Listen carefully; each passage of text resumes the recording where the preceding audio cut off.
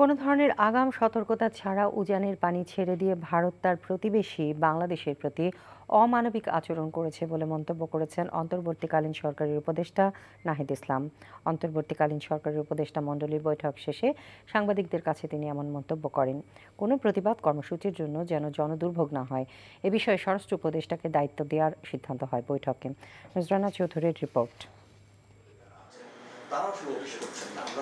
অন্তর্বর্তীকালীন সরকারের প্রধান উপদেষ্টা অধ্যাপক ডক্টর মোহাম্মদ ইউনূসের সভাপতিত্বে উপদেষ্টা মণ্ডলীর বৈঠক অনুষ্ঠিত হয় তার সরকারি বাসভবন যমুনায়।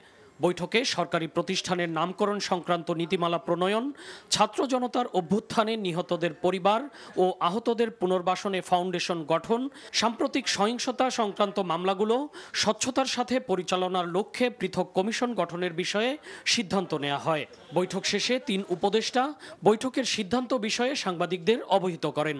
বিভিন্ন মানুষ বিভিন্ন বিষয় নিয়ে প্রতিবাদ করছেন, সেই প্রতিবাদ তারা করতেই পারেন, কিন্তু ওই প্রতিবাদের কারণে যাতে জনজীবনে কোনো বাড়তি অসুবিধার সৃষ্টি না হয় সেটা নিশ্চিত করার জন্য এই প্রতিবাদের সাথে সরকারের কি করে একটা সম্পর্ক করে ফেলা যায়, প্রতিবাদটা কোথায় হলে কেমন করে হলে ভালো হয়, অনির্দিষ্টকালের জন্য না করে কিভাবে করে যারা প্রতিবাদ করছেন কোনো একটা বিষয়ে তাদের মুখপাত্রের সাথে সরকারের মুখপাত্র বসে পড়তে পারেন এবং এটার একটা সমাধানে যেতে পারে, সেটারও একটা উপায় বের করা হবে। এই স্বরাষ্ট্র মন্ত্রণালয় যে মিটিংটা করবেন কয়েকজন উপদেষ্টা এবং অন্যান্য বিশেষজ্ঞদেরকে নিয়ে সেটার মাধ্যমে।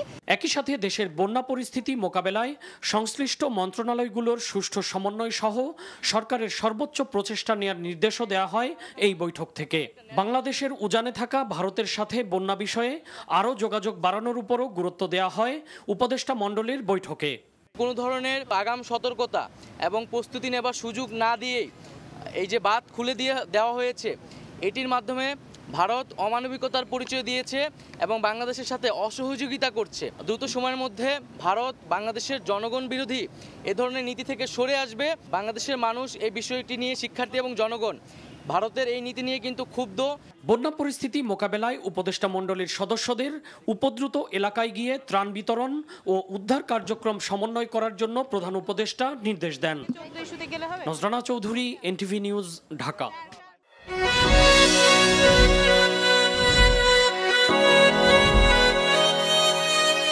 এই শুনছো, উঠো না। আমি বলবো একটু ঘুমাই। তোর বাইরে লেগে এক কাপ চা বানাই দে। ভাইয়া, চাই কি চিনি বেশি দিব নাকি কম? 2 চামচ লবণ দিয়ে দে। চোখে চেয়ে হাত ছুঁয়ে আছে সাজানো, পথ চলা কথা বলা যেন শেষ না হয়। আমি যে বিয়ে করছি, আমার যে বউটা একটু ঘোরা উচিত, কারো মাথায় আছে?